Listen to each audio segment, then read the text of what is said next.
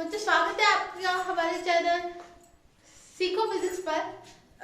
तो बच्चों हम करा रहे थे क्लास 12 बोर्ड्स की फिजिक्स, करा रहे थे इलेक्ट्रोस्टैटिक्स। ये है इलेक्ट्रोस्टैटिक्स का लेक्चर नंबर 7। तो बच्चों आज हम करते हैं डाइलेक्ट्रिक कांस्टेंट और रिलेटिव परमिटिविटी। तो बच्चों हम याद है तब मैंने कूलम्ब लॉ कराया था, तब मैंने आपको एप्सिलॉन नॉट है ना, उसमें एप्सिलॉन नॉट के बारे में बताया था कि जो एप्सिलॉन नॉट है वो बताता है कि बीच में कौन सा मीडियम पड़ा है ना, उससे क्या फर्क आएगा है ना। तो मैंने कहा अब आपको नहीं, मैंने तब आपको बोला था अभी आपको नहीं पता चलेगा, जब मैं इसकी वीडियो लाऊंगी तो तब आपको पता चलेगा है ना, बोला था ना। तो बच्चों वैसे ही अब देखना क्या होता है ये डाइलेक्ट्रिक कांस्टेंट। ये एक नया वर्ड है डाइलेक्ट्रिक कांस्टेंट या रिलेटिव परमिटिविटी। देखो बच्चों एक उन्होंने एक कांस्टेंट इंट्रोड्यूस कर दिया, उन्होंने एक नया कांस्टेंट इंट्रोड्यूस कर दिया फिजिक्स को थोड़ा सा उस एक्सप्रेशन को बनाने के लिए कि अब जब एप्सिलॉन नॉट है उसकी आपको सीधे वैल्यू बता दी है ना। एप्सिलॉन नॉट की आपको सीधे वैल्यू पता है कि वो होती है 1/4 पर एप्सिलॉन नॉट, आपने सीधा याद कर लिया, वो 9 × 10⁻⁹ होता है। ठीक है, तो वही 1/4 पर एप्सिलॉन नॉट अगर मीडियम ही है ना, उसकी जगह भी 1/4 पर एप्सिलॉन नॉट की वैल्यू सीधा रखने और साथ में कोई कांस्टेंट को मल्टीप्लाई करके, ताकि आपको इजी हो जाए। अभी नहीं पता चल रहा है ना, अभी सब कुछ जो बोल रही हूँ दिमाग के ऊपर से निकल रहा है ना। तो अभी देखो वो बोल क्या रहे, उन्होंने जो कांस्टेंट इंट्रोड्यूस करा उसकी क्या डेफिनेशन बताई। उन्होंने बोला it is defined as the ratio of absolute permittivity of medium to the absolute permittivity of free space. वो असल में बता रही है k इक्वल्स टू k, अगर हम k को डाइलेक्ट्रिक कांस्टेंट बोले, ये क्या है डाइलेक्ट्रिक कांस्टेंट, ठीक है। वो कैसे डिफाइन कर रहे हैं, epsilon not absolute permittivity of a medium, absolute permittivity of a medium. Epsilon not क्या होता था हमारा, परमिटिविटी ऑफ फ्री स्पेस। तो एब्सोल्यूट परमिटिविटी ऑफ मीडियम को हम लिखते थे एप्सिलॉन m, ठीक है। अब नीचे है to the absolute permittivity of free space, वो हम तो उसको तो जानते हैं एप्सिलॉन नॉट, ठीक है।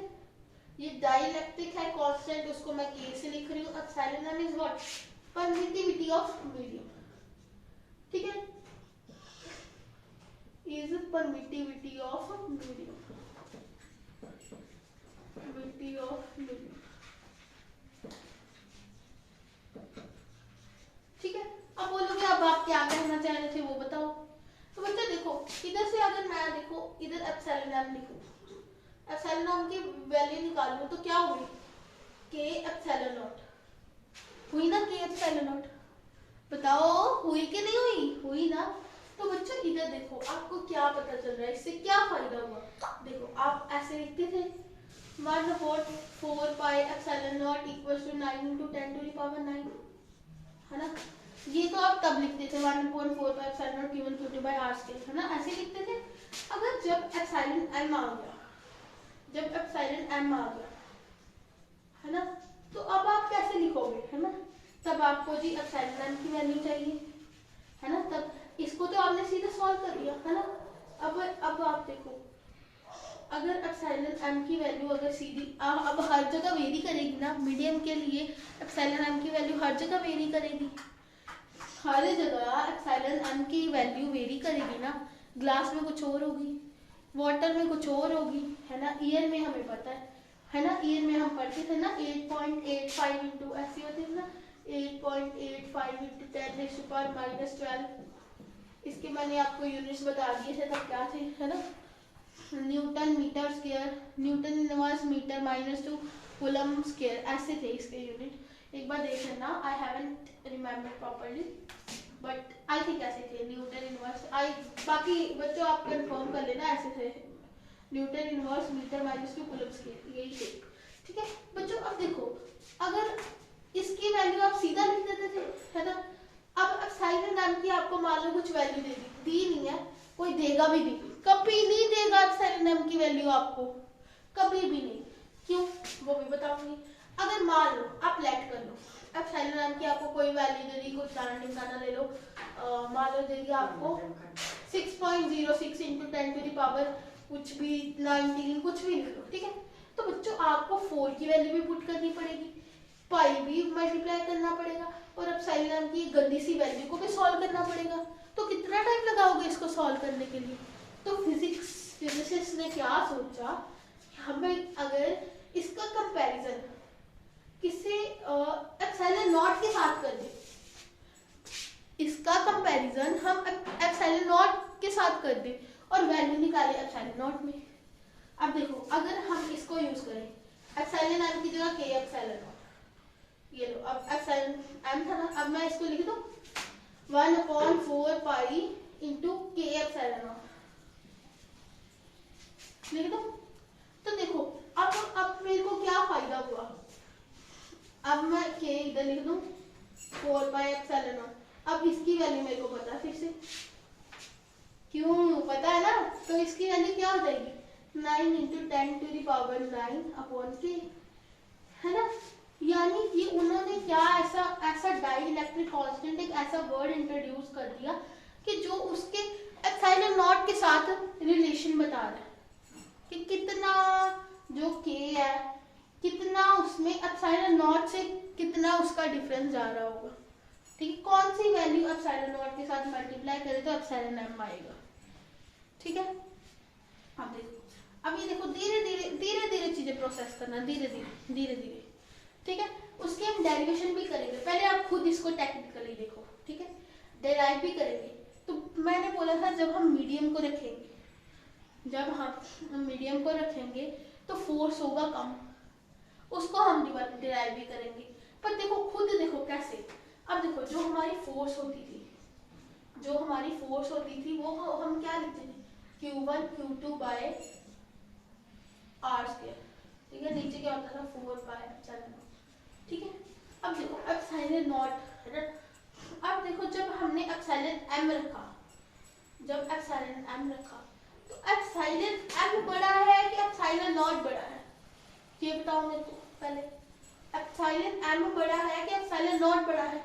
अब देखो एप्सिलॉन m में एप्सिलॉन नॉट के साथ कुछ मल्टीप्लाई हो रहा है, एप्सिलॉन m में एप्सिलॉन नॉट से कुछ मल्टीप्लाई हो रहा है, यानी कि एप्सिलॉन m बड़ा है, हर हालत में एप्सिलॉन m बड़ा है। ये लो जी,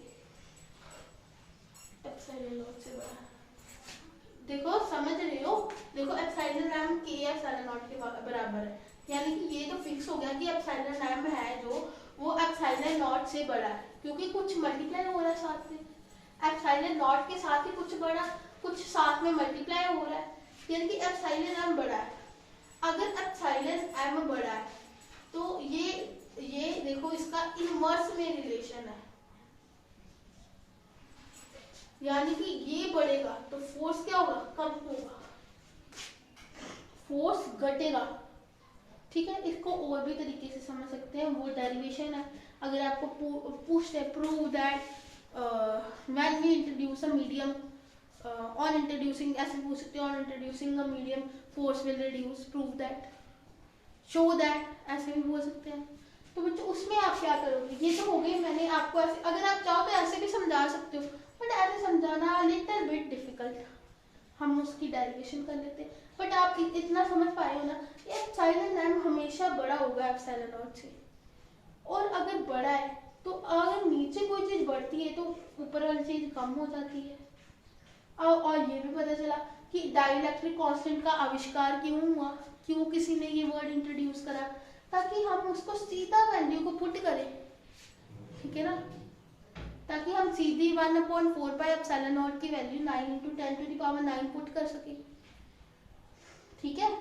ये चीजें थी, ये समझने वाली बातें थी, तो आप बच्चों इसको नोट करो, ये भी आपको समझ आ गया। Ratio of absolute permittivity of a medium, permittivity of a medium to the absolute permittivity of a free space, permittivity of a free space, ये होता है हमारा डाइइलेक्ट्रिक कांस्टेंट। अब ये अब आपका क्वेश्चन होना चाहिए था क्यों, तो मैंने बता दिया क्यों इसको लाया। जानने को तो एप्सिलॉन की सीधा वैल्यू बता देते, बट इससे कितना लंबा प्रोसेस जा सकता था। अब देखो इससे आराम से हमें वैल्यू आएगा। हमें हर एक, मोस्टली साइंटिस्ट ने हर एक चीज की कि हर एक मीडियम के लिए हमें जब हम न्यूमेरिकल देंगे हर एक मीडियम के लिए के की वैल्यू बता देंगे, या इसको हम ना इससे एप्सिलॉन आर से भी लिखते हैं, ये जो के है ना उसको हम एप्सिलॉन आर से भी लिखते हैं। रिलेटिव परमिटिविटी, रिलेटिव क्या हो गई, रिलेटिव क्यों बोला इसे, रिलेटिव इसलिए बोला क्योंकि ये कंपेयर कर रही है, किसी मीडियम को फ्री स्पेस से कंपेयर कर रही है। जैसे हम स्टैंडर्ड इलेक्ट्रोड पोटेंशियल, सारे पोटेंशियल हमने हाइड्रोजन को रेफरेंस में लेकर करे थे, उसी तरह हम फ्री स्पेस को लेकर हम इनकी वैल्यू निकाल रहे हैं, इसलिए इसको रिलेटिव परमिटिविटी बोला। किसी के रेफरेंस को लेकर किसी चीज की वैल्यू निकालनी, उसको हम रिलेटिव बोल देते हैं। हम रिलेटिव वेलोसिटी पढ़ के आए हैं +1 में, वो बोलते थे मेरे रिस्पेक्ट में ट्रक की वेलोसिटी इतनी है क्योंकि मैं भी साथ में मूव कर रहा हूँ। ठीक है बच्चों, अभी मेरे पास अभी आप हम जो हमारा टॉपिक है हम उस पर फोकस करते हैं, मैं वो बताने गई तो बड़ा दूर जाएगा। ठीक है, वैसे अगर जिन बच्चों ने पढ़ा होगा उन्हें तो पता ही होगा। ठीक है, समझ रहे हो? तो बच्चों मैं अब इसको करती हूँ, अब आप इसका लो स्क्रीनशॉट, तो फिर हम वो प्रूव वाली छोटी सी स्टेटमेंट करेंगे, फिर करेंगे वीडियो को एंड। ठीक है,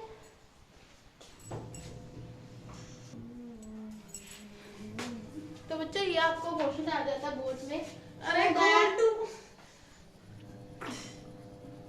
show that on introducing a medium between the charges force will get reduced। जब हम एक मीडियम इंट्रोड्यूस कर देंगे दो चार्जेस में तो क्या होगी, फोर्स कम हो जाएगी। तो बच्चों आपने तो समझ लिया फोर्स कम हो जाएगी, तो अब जब आर्टिकल करना है इसके लिए नंबर चाहिए, तो कैसे करेंगे, हम लिखेंगे फॉर वैक्यूम फोर्स किसके बराबर होगी वैक्यूम में, और इसको हम लिख लेते हैं FO। ठीक है, तो बच्चों FO बोल लो, F0 बोल लो, ठीक है, सबस्क्रिप्ट है वो। ठीक है, तो कैसे लिखेंगे, कूलम्ब्स लॉ लगाओ, 1/4 by epsilon naught Q1 Q2 by R square। ठीक है, यहाँ पे epsilon naught रहेगा। अब उसी तरह इधर लिख लो, साथ में नीचे लिख लेना, मैं इधर लिख लूँ फॉर मीडियम, इसकी फोर्स को रिप्रेजेंट कर दो Fm, लिख दो Q1 1/4 by epsilon naught Q1 Q2 by R square।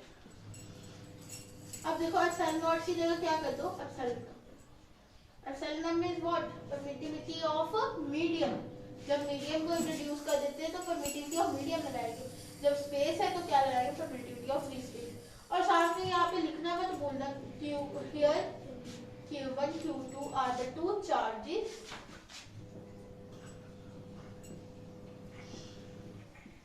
Q1 Q2 क्या है, टू चार्जेस है, और R is the separation between them।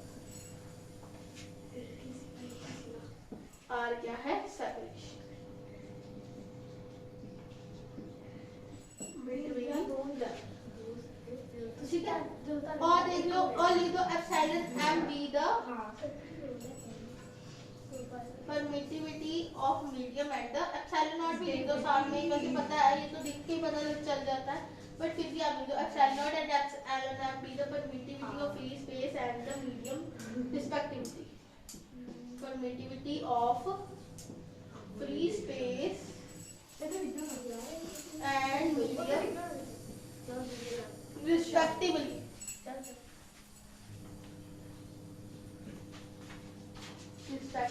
ठीक है, अब बच्चों ये तो था हमारा मेकअप, ये कर लिया मेकअप।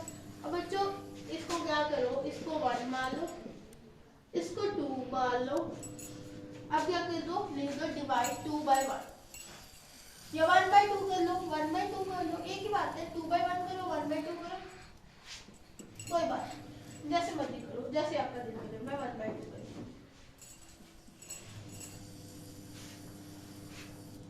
तो लिखो बच्चों, अब देखो FO by Fn, F0 by Fn, पहले इसकी वैल्यू लिख लो ऊपर, Q1 Q2 by 4 pi epsilon naught R square। देखो इसकी वैल्यू उतारी, अब इसके नीचे इसकी value उतारूंगी, Q1 Q2 by 4 pi epsilon naught R square। अब देखो दो ओवर्स पे आ गई तो क्या होगा, ये वाली चीज का ऊपर जाके रेसिप्रोकल हो जाएगा, ये जो चीज है इसका ऊपर जाके रेसिप्रोकल हो जाएगा। तो वैसे लिख देंगे, देखो Q1 Q2 upon 4 pi epsilon not r square. अब इसका कर दो रेसिप्रोकल, ये ऊपर चल जाएगा 4 पाई epsilon not r square, pi epsilon not r square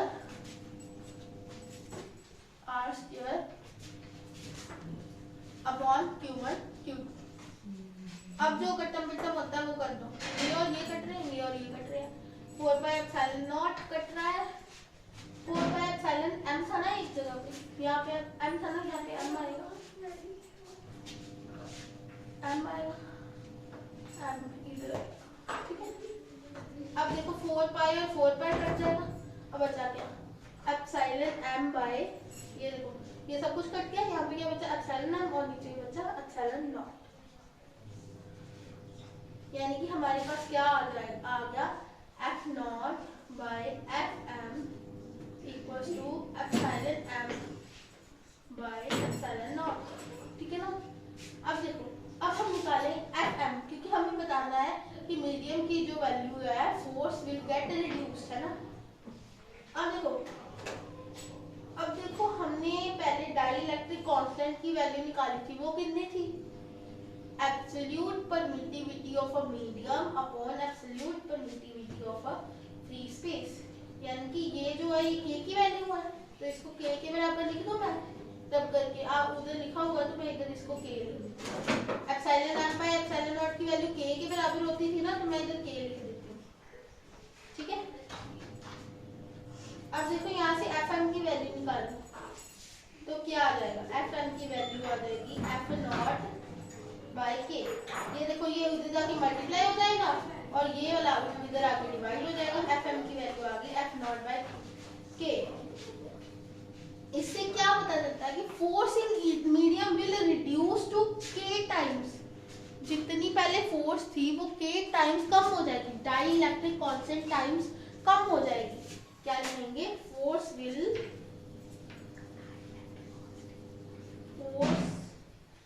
in medium will reduced to k time। साथ में लिख देना k is a dielectric constant, k time, here k is the dielectric constant। देखा कितना इजी आर्टिकल था। पूछ लेते हैं 2-3 नंबर में पूछ लेते हैं, हलवा है करके खा लो। देखो क्या करते हैं, बस एफ फॉर वैक्यूम के लिए लिखा, फॉर मीडियम के लिखा, वैक्यूम में एप्सिलॉन नॉट लिखा, मीडियम में एप्सिलॉन एम लिखा, दोनों को डिवाइड कर दिया, डिवाइड करके एक कट्टम पिट्टम करा, epsilon M by epsilon naught आ गया, वो के होता है, वो के वैल्यू पुट करे और इधर से एफ एम की वैल्यू निकाल दी। ये देखो एफ नॉट बाय के, यानी कि जो फोर्स इन एयर है, जो वैक्यूम में जितनी फोर्स आ रही है वो कम हो जाएगी, उससे कुछ डिवाइड हो रहा है। जब कुछ डिवाइड करोगे तो हमेशा कम होगा, जैसे 1/2 करोगे 0.5 आ जाएगा, है ना, 1 का आधा हो गया ना, 1 से कम आया ना आंसर, कुछ डिवाइड करने पे हमेशा कम आता है। और इसी ऑपोजिट अगर मैं 2 से मल्टीप्लाई करती तो 2 आता है ना, मल्टीप्लाई करने पर ज्यादा होगा और डिवाइड करने पर कम होगा, तो डिवाइड कितना कम हो जाएगा, k टाइम्स कम हो जाएगा। k क्या था हमारा डाइलेक्ट्रिक कांस्टेंट, ठीक है। तो बच्चों आर्टिकल में आप इतना ही करके आ सकते हो। और बच्चों यहाँ से हमें एक और फायदा हुआ, क्या फायदा हुआ ये, अब इसको आप बच्चों अभी देख के रखना, क्योंकि मैं इस पे अभी आपको डेफिनेशन लिखाऊंगी, इसको रब करने टाइम आप पहले ले लो स्क्रीनशॉट और इसको ध्यान रखना, इसको पॉइंट आउट करना, क्योंकि इससे हमें क्या मिली, डाइलेक्ट्रिक कांस्टेंट की एक और डेफिनेशन मिल गई, ठीक है ना। तो बच्चों लीजिए स्क्रीनशॉट। तो देखो हमने ये पहले हम डिराइव कर चुके हैं, F naught by F M equals to K, तो बस मैंने इसको डिफाइन करके लिख दिया है। अगर आपको पूछे तो आप लिख सकते हो। अगर मोस्टली एमसीक्यूज में पूछा जाता है कि find the value of which of the given value is dielectric और इज ऑफ डाइलेक्ट्रिक कांस्टेंट, तो हो सकता है उसमें वो वाली वैल्यू ना दे, epsilon M by epsilon naught वाली वैल्यू ना दे, ये वाली वैल्यू दे दे एफ बाय एफ, तो आप इसको भी इसकी तरह भी आप इसको डिफाइन कर सकते हो। कैसे, dielectric constant may also be defined as the force in vacuum to the force in medium, force in vacuum to the force in medium। तो ओके बच्चों, ये था सारी वीडियो डाइलेक्ट्रिक कांस्टेंट पे। That is it for today. Hope बच्चों आपको ये video अच्छी लगी हो। तो कि बच्चों like share and subscribe to my channel सीखो physics. If you have any doubt you can comment below. Thanks for watching, bye.